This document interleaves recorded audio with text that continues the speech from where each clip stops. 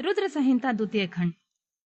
नारद जी के प्रश्न और ब्रह्मा जी के द्वारा उनका उत्तर। सदाशिव से त्रिदेवों की उत्पत्ति तथा ब्रह्मा जी से देवता आदि की सृष्टि के पश्चात एक नारी और एक पुरुष का प्राकट्य।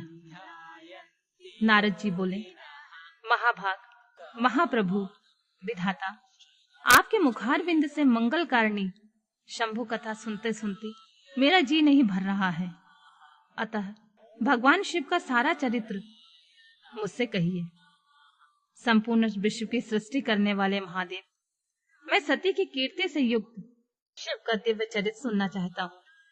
शोभाशालिनी सती किस प्रकार दक्ष पत्नी के गर्भ से उत्पन्न हुई, महादेव जी से विवाह का विचार कैसे किया, पूर्व काल में दक्ष के प्रति रोष होने के कारण सती ने अपने शरीर को त्याग कैसे किया, चेतना अवकाश प्राप्त कर भी, फिर हिमालय की कन्या कैसे हुई, पार्वती ने किस प्रकार उग्र तपस्या की और कैसे उनका विवाह हुआ, कामदेव का नाश करने वाले भगवान शंकर के आधे शरीर में वे किस प्रकार स्थान पा सकी। महामते, इन सब बातों को आप विस्तार पूर्वक कहिए। आपके समान कोई दूसरा संशय का निवारण करने वाला ना है, ना होगा। ब्रह्मा जी ने कहा, मुने, देव सती और भगवान शिव का शुभ यश परम पावन, दिव्य तथा गोपनीय से भी अत्यंत गोपनीय है। तुम सब मुझसे सुनो। पूर्व काल में भगवान शिव निर्गुण, निर्विकल्प, निराकार, शक्ति रहित, सत और असत से विलक्षण स्वरूप से प्रतिष्ठित थे। फिर वे ही प्रभु सगुण और शक्तिमान होकर विशिष्ट रूप धारण करके स्थित हुए। उनके साथ भगवती उमा विराजमान थी। प्रियवर, वे भगवान शिव की दिव्य आकृति से सुशोभित हो रहे थे।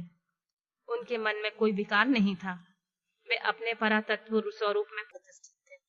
उनके बाएं अंग से भगवान विष्णु, दाएं अंग से ब्रह्मा और मध्य अंग अर्थात हृदय से रुद्रदेव प्रकट हुए। मैं ब्रह्मा सृष्टि करता हुआ और भगवान विष्णु जगत का पालन करने लगे और स्वयं रुद्र ने संहार का कार्य संभाला। इस प्रकार भगवान सदाशिव स्वयं 3 रूप धारण करके स्थित हुए। उन्हीं की आराधना करके मुझ लोक पितामह ब्रह्मा ने देवता, असुर और मनुष्य आदि संपूर्ण जीवों की सृष्टि की। दक्ष आदि प्रजापतियों और देव शिरोमणियों की सृष्टि करके मैं बहुत प्रसन्न हुआ तथा अपने को सबसे अधिक ऊंचा मानने लगा। मुने, जब मारीच, अत्रि, पुलह, पुलस, अंगिरा, कृतु, वशिष्ठ, नारद, दक्ष और भृगु इन महान प्रभावशाली मानस पुत्रों को मैंने उत्पन्न किया, तब मेरे हृदय से अत्यंत मनोहर रूप वाली एक सुंदर नारी उत्पन्न हुई, जिसका नाम संध्या था। वह दिन में क्षीर्ण हो जाती, परंतु सायंकाल में उसका रूप सौंदर्य खिल उठता था। वह मूर्तिमती सांध्य संध्या ही थी और निरंतर किसी मंत्र का जाप करती रहती थी। सुंदर भोय वाली वह नारी सौंदर्य के परम सीमा को पहुंची हुई थी और मुनियों के भी मन को मोह लेती थी। इसी तरह मेरे मन से एक मनोहर पुरुष भी प्रकट हुआ, जो अत्यंत अद्भुत था। उसके शरीर का मध्य भाग पतला और दांतों की पंक्तियां बड़ी सुंदर थी। उसके अंगों से मतवाले हाथी की सी गंध प्रकट होती थी। नेत्र प्रफुल्ल कमल के समान शोभा पाते थे। अंगों में केसर लगा था, जिसकी सुगंध नासिका को तृप्त कर रही थी। उस पुरुष को देखकर दक्ष आदि मेरे सभी पुत्र अत्यंत उत्सुक हो उठे। उनके मन में विस्मय भर गया। जगत की सृष्टि करने वाले मुझ जगदीश्वर ब्रह्मा की ओर देखकर उस पुरुष ने विनय से गर्दन झुका दी और प्रणाम करके कहा। वह पुरुष बोला, ब्राह्मण, मैं कौन सा कार्य करूंगा? मेरे योग्य जो काम हो उसमें मुझे लगाइए, क्योंकि विधाता आज आप ही सबसे अधिक माननीय और योग्य पुरुष हैं। यह लोक आपसे भी शोभित हो रहा है। ब्रह्मा जी ने कहा, भद्र पुरुष, तुम अपने इस स्वरूप से तथा फूल के बने हुए 5 बाणों से स्त्रियों और पुरुषों को मोहित करते हुए सृष्टि के सनातन कार्य को चलाओ। इसी चराचर त्रिभुवन से ये देवता आदि कोई भी जीव तुम्हारा तिरस्कार करने में समर्थ नहीं होंगे।